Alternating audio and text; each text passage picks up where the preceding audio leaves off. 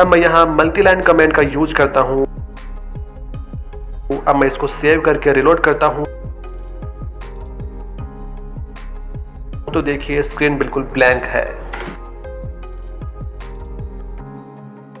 अब मैं यहाँ लिखता हूँ document.write 4⁶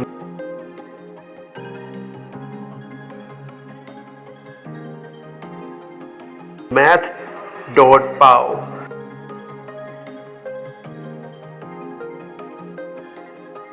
और इसमें लिखूंगा 4,6 और यहां पर इज इक्वल टू भी लगा देता हूं। अब मैं इसको सेव करता हूं और रिलोड करता हूं तो देखिए 4⁶ इज इक्वल टू 4096 लिखा हुआ आ चुका है। अगर मैं यहां 2⁵ लिखूं और यहां भी 2,5 लिखूं, अब मैं इसको सेव करता हूं और रिलोड करता हूं तो देखिए 2⁵ इज इक्वल टू 32 आ चुका है। इसका मतलब ये हुआ कि हमारा पाव फंक्शन वर्क कर रहा है।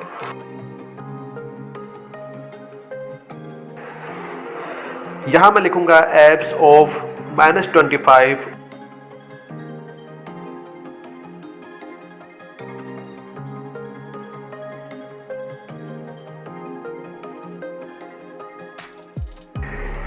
और यहां लिखूंगा math.abs -25।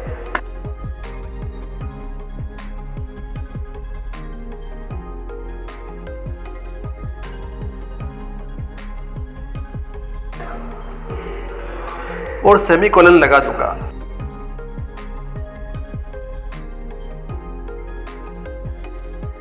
यहां मैं br टैग लगा दूंगा।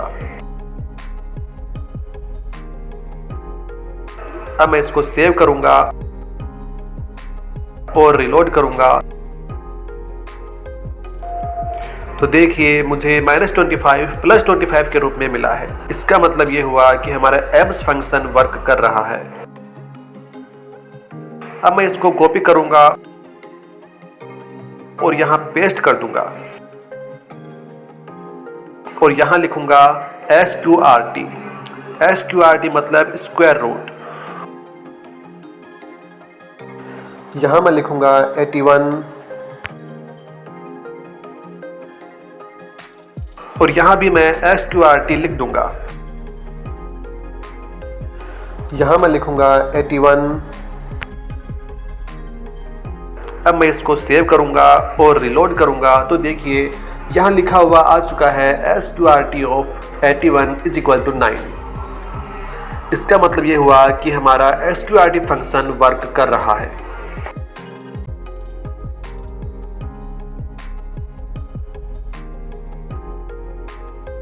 अब थोड़े से ऑपरेशंस करेंगे स्ट्रिंग पर।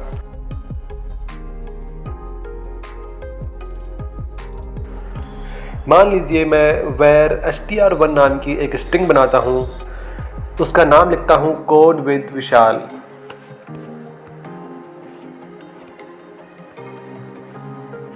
सेमीकोलन लगा देता हूं। अब मैं यहां लिखता हूं document.write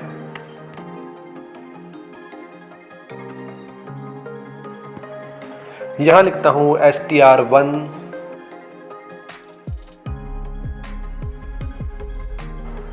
मैं इसको सेव करता हूं और रिलोड करता हूं तो देखिए कोड विद विशाल यहां पर प्रिंट हो चुका है।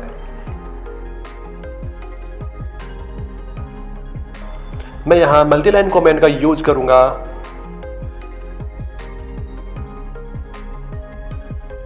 और इसको सेव करता हूं और रिलोड करता हूं तो देखिए यहाँ पर पहले वाली चीज़ें सारी मिट चुकी हैं और केवल यहाँ पर लिखा है कोड विद विशाल। मैं मल्टी लाइन कमेंट का इसलिए यूज कर रहा हूँ क्योंकि मुझे ये कोड आपको देने भी है, इसलिए मैं इनको डिलीट नहीं कर रहा हूँ। अगर मैं यहाँ str1.length लिखूँ, अब मैं इसको सेव करता हूँ और रिलोड करता हूँ। तो देखिए यहाँ पर 14 लिखा हुआ आ चुका है, यानी कि इसकी लेंथ 14 है।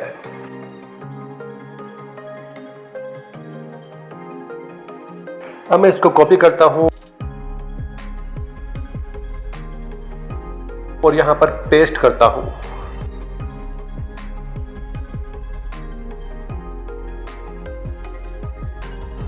और यहाँ मैं BR टैग भी लगा देता हूँ। यहाँ पर मैं इंडेक्स ऑफ नाम के फंक्शन को यूज करूँगा। तो सिंपली यहाँ मैं लिखता हूँ इंडेक्स ऑफ। इंडेक्स ऑफ क्या करता है कि कहाँ पर क्या वैल्यू है वो आपको बता देगा।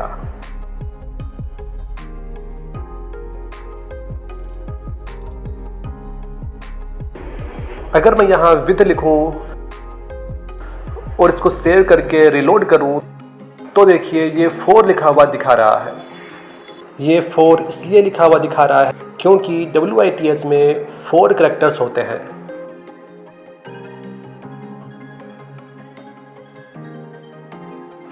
मैं अब इसको यहाँ से कॉपी करूँगा और यहाँ पर पेस्ट कर दूँगा। एक और फंक्शन जो मैं दिखाना चाहता हूँ आपको जावास्क्रिप्ट में, वो है स्लाइस। मैं यहाँ स्लाइस लिखता हूँ और यहाँ लिखता हूँ 3,4। मैं इसको सेव करता हूँ और रिलोड करता हूँ तो देखिए यहाँ लिखा हुआ आ रहा है E। यहाँ E इसलिए लिखा हुआ आ रहा है क्योंकि कोड विद विशाल में 0 से यदि हम गिनना स्टार्ट करें तो 0, 1, 2, 3 और 3 पर E लिखा हुआ है, इसलिए यहाँ E लिखा हुआ आ रहा है।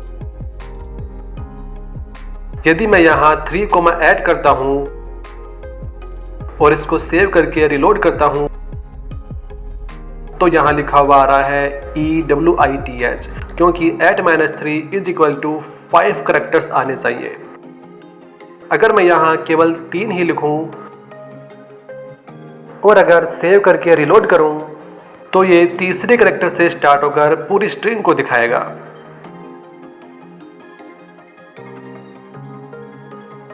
इसके अलावा एक substr फंक्शन भी होता है। यदि मैं यहाँ substr लिखूँ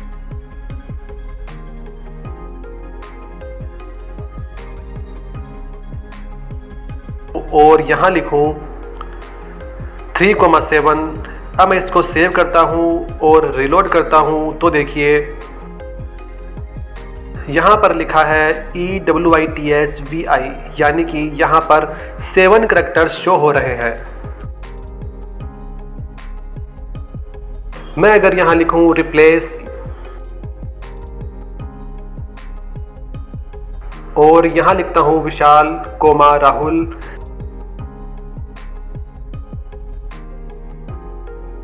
अब मैं इसको सेव करता हूँ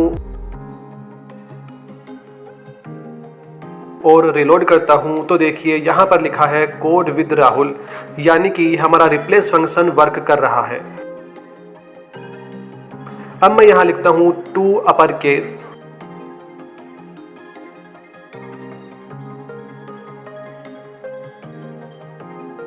और इनको रिमूव कर देता हूँ। अब मैं इसको सेव करूँगा और इसको रिलोड करूँगा तो देखिए यहाँ पर सभी करैक्टर्स कैपिटल हो गए हैं।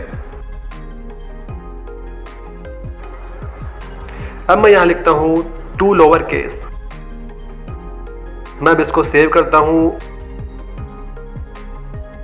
और रिलोड करता हूँ तो देखिए यहाँ पर सभी करैक्टर्स लोअर केस में आ चुके हैं। अब मैं इसको मल्टीलाइन कमेंट्स की मदद से बंद कर देता हूँ। अब इसके बाद मैं आपको जावास्क्रिप्ट के लॉजिक बताऊंगा। अगर जावास्क्रिप्ट में आपको लॉजिक यूज करने हैं तो सबसे पहले आपके पास में होते हैं रिलेशनल ऑपरेटर्स, जैसे कि double equals to, not equals to, less than, greater than equals to, इस तरह के ऑपरेटर्स होते हैं। और लॉजिकल ऑपरेटर्स होते हैं जैसे डबल एंड, डबल और। मैं यहाँ लिखता हूँ where age is equal to prompt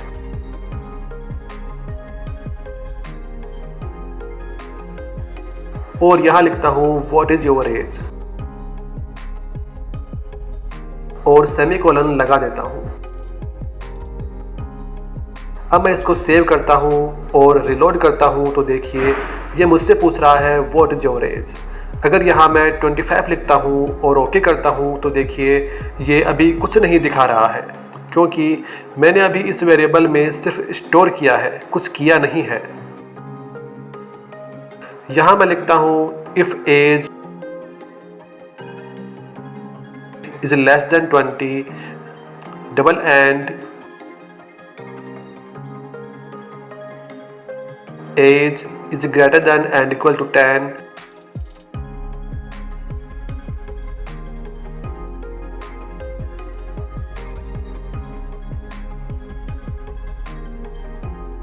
और यहाँ लिखता हूँ डॉक्यूमेंट डॉट राइट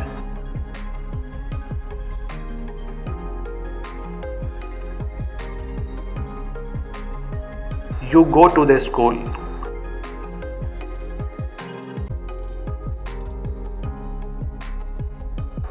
और यहाँ लिखता हूँ else if age is less than 10, double and age is greater than 3।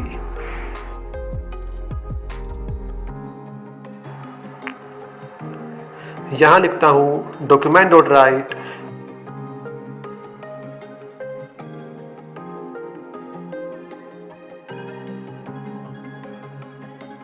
you also go to the school।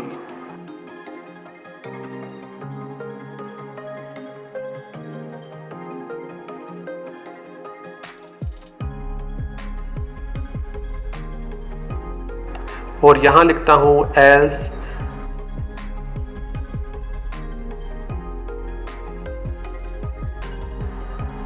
document dot write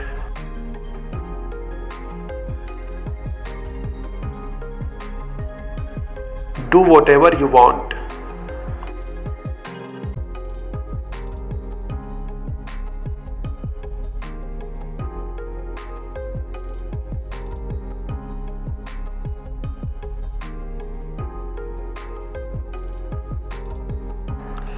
अब मैं इसको सेव करता हूँ और ब्राउज़र को रिलोड करता हूँ तो ये मुझसे पूछ रहा है व्हाट इज़ योर एज। अगर मैं यहाँ 2 लिखता हूँ और ओके करता हूँ तो देखिए ये कह रहा है do what ever you want, क्योंकि 2 तीसरी वाली कंडीशन को सेटिस्फाई कर रहा है, इसलिए ब्राउज़र पर लिखा है do what ever you want. अगर अब मैं यहाँ 15 लिखूँ तो देखिए यहाँ लिखा है you go to the school, क्योंकि यहाँ पहली वाली कंडीशन सेटिस्फाई हो रही है जिसमें लिखा है age is less than 20, double and age is greater than and equal to 10। अब मैं इसको मल्टीलाइन कमेंट की मदद से बंद कर देता हूँ। मैं ये कोड इसलिए नहीं मिटा रहा हूँ क्योंकि एंड में ये कोड मुझे आपको देने भी हैं। अब मैं इसको सेव करता हूँ और रिलोड करता हूँ तो देखिए स्क्रीन बिल्कुल ब्लैंक है। अब मैं यहाँ एक वेरिएबल बनाऊंगा और यहाँ लिखूंगा वेयर एज प्रॉम्प्ट और यहाँ लिखूंगा व्हाट इज योर एज।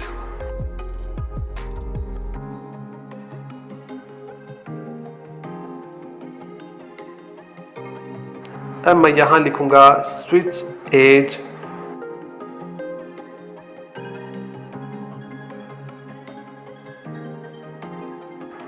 और यहाँ लिखूंगा केस 32। अब मैं यहाँ लिखूंगा डॉक्यूमेंट डॉट राइट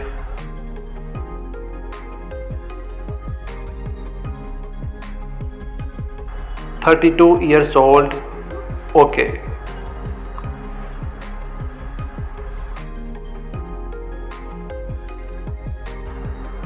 यहाँ लिखूंगा ब्रेक अब मैं इसको कॉपी करूंगा और यहाँ पर 3 बार पेस्ट कर दूंगा।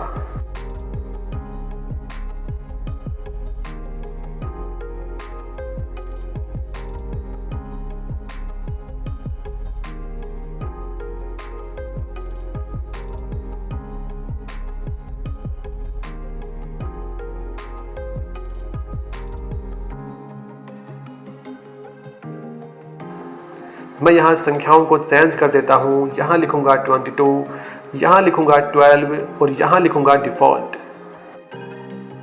और यहाँ लिखूँगा डिफ़ॉल्ट ईयर्स ओल्ड। यहाँ लिखूँगा 12, यहाँ लिखूँगा 22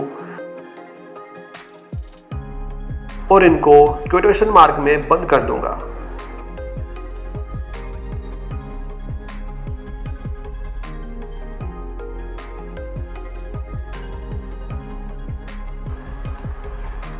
यहाँ पर सेमीकोलन गलती से लग गया है, यहाँ पर कोलन चिन्ह आएगा।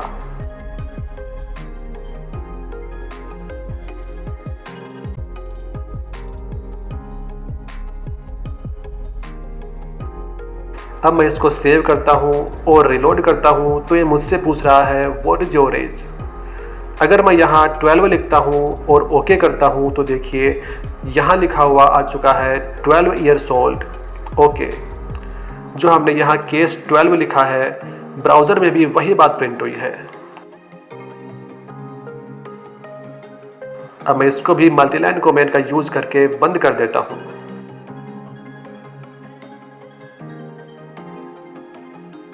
अब मैं आपको बताऊंगा लूप्स के बारे में। प्रोग्रामिंग लैंग्वेज में कोई भी काम हमें एक से ज़्यादा बार कराना होता है तो हम लूप्स का यूज करते हैं। एग्जाम्पल के लिए हम यहाँ वाइल लूप्स की मदद से 1 से लेकर 100 तक की गिनती लिखेंगे। मैं यहाँ लिखता हूँ where I is equal to 1, यहाँ लिखता हूँ while I less than and equal to 100,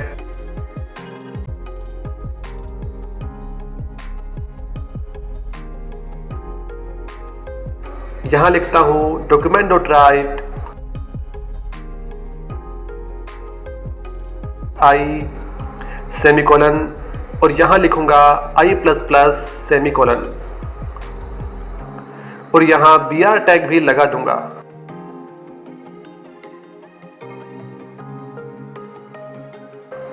अब मैं इसको सेव करता हूँ और ब्राउज़र को रिलोड करता हूँ तो देखिए यहाँ पर 1 से लेकर 100 तक की गिनती आ चुकी है।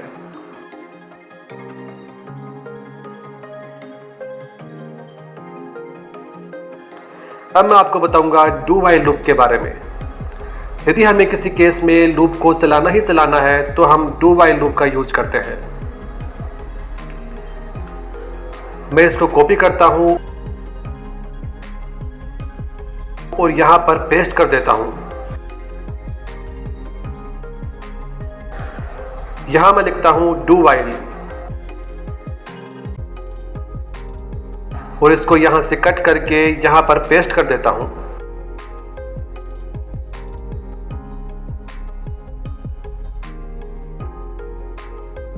मैं इसको भी मल्टीलाइन कमेंट में बंद कर देता हूं।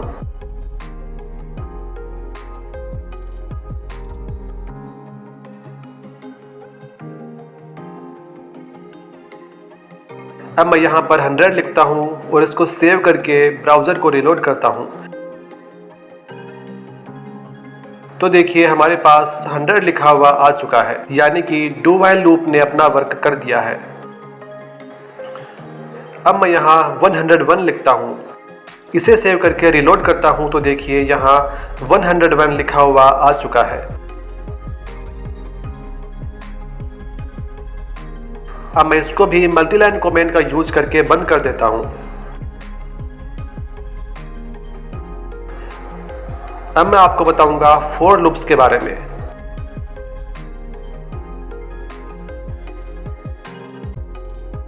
यहां मैं लिखूंगा for where I is equal to 0,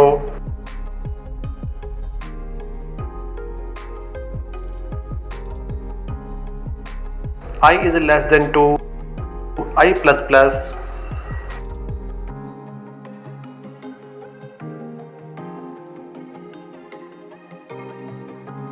और इसको यहाँ से कॉपी करके यहाँ पेस्ट कर दूंगा। अब मैं इसको सेव करूंगा और ब्राउज़र को रिलोड करूंगा तो देखिए यहाँ 0 और 1 लिखा हुआ आ चुका है। यहाँ 0 और 1 इसलिए लिखा हुआ आया है क्योंकि हमने i = 0 लिया है और i की वैल्यू <2 ली है, इसलिए यहाँ केवल 0 और 1 ही प्रिंट हुआ है। अब मैं इसको मल्टीलाइन कमेंट का यूज करके बंद कर देता हूँ।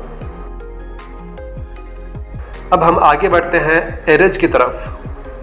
अगर मैं किसी भी डाटा टाइप को बहुत सारे कलेक्शन के रूप में लिखूं, जैसे कि मैं यहाँ लिखता हूँ वेयर बुक्स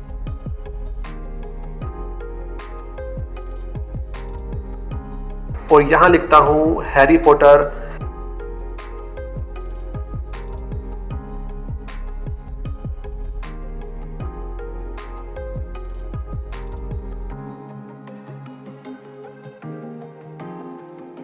NCERT,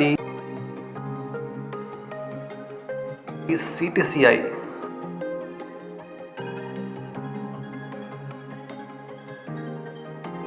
यहाँ मैं सेमीकोलन लगा देता हूँ। अब मैं लिखता हूँ document.write और यहाँ लिखता हूँ books 0।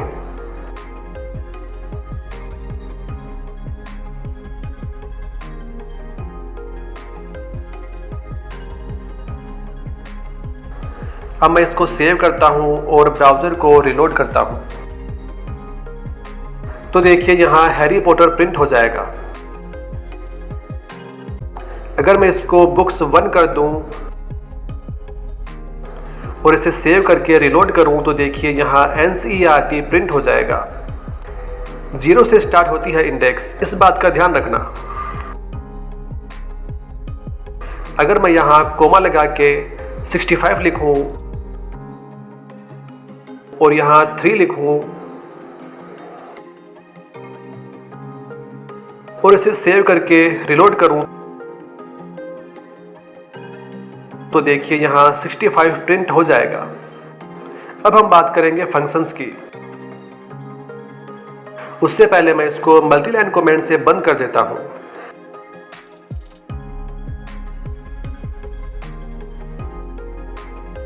अब मैं यहाँ लिखता हूँ फंक्शन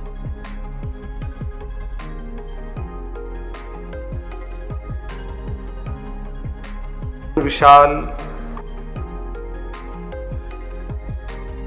और यहाँ लिखता हूँ document.write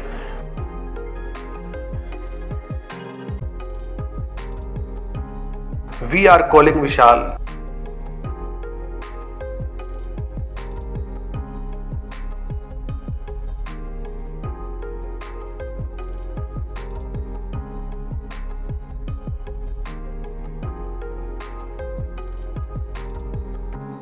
और यहाँ लिखता हूँ console.log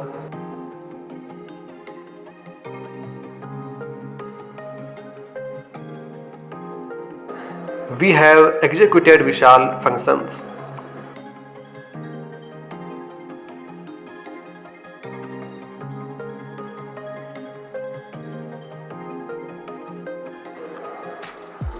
अगर मैं अब इसको सेव करके रिलोड करूं तो अभी कुछ नहीं होगा, स्क्रीन बिल्कुल ब्लैंक है। अब मैं विशाल फंक्शन को कॉल करता हूं, यानी कि यहां लिखता हूं विशाल और यहां सेमीकोलन लगा देता हूं। अब मैं इसको सेव करके रिलोड करता हूं तो देखिए ये फंक्शन कॉल हो जाएगा।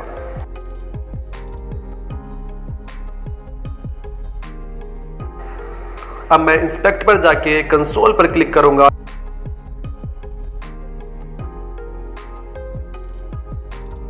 तो देखिए कंसोल पर भी प्रिंट हो चुका है वी हैव एग्जीक्यूटेड विशाल फंक्शंस। अगर आपको कहीं भी कोई प्रॉब्लम आती है तो आप कमेंट करके पूछ सकते हैं। आप गूगल सर्च भी कर सकते हैं, गूगल पर भी आपकी प्रॉब्लम सॉल्व हो सकती है। तो ये थे जावास्क्रिप्ट के कुछ बेसिक्स। अगर आपको जावास्क्रिप्ट का एडवांस ट्यूटोरियल चाहिए कि किस प्रकार वेबसाइट में जावास्क्रिप्ट को यूज कर सकते हैं, चैट फीचर्स कैसे बनते हैं, वीडियो कॉलिंग फीचर्स कैसे बनते हैं, वो सारे ट्यूटोरियल्स मैं आगे प्लान करूँगा। अगर आपको ये वीडियो पसंद आया तो इसे आप अपने किसी फ्रेंड के साथ शेयर कीजिए। मैं आशा करता हूँ कि आपने कुछ सीखा होगा। इसका कोड मैं trendup.in वेबसाइट पर डाल दूंगा, जिसका लिंक आपको डिस्क्रिप्शन में मिल जाएगा। Thank you so much for your love and support and we will meet soon.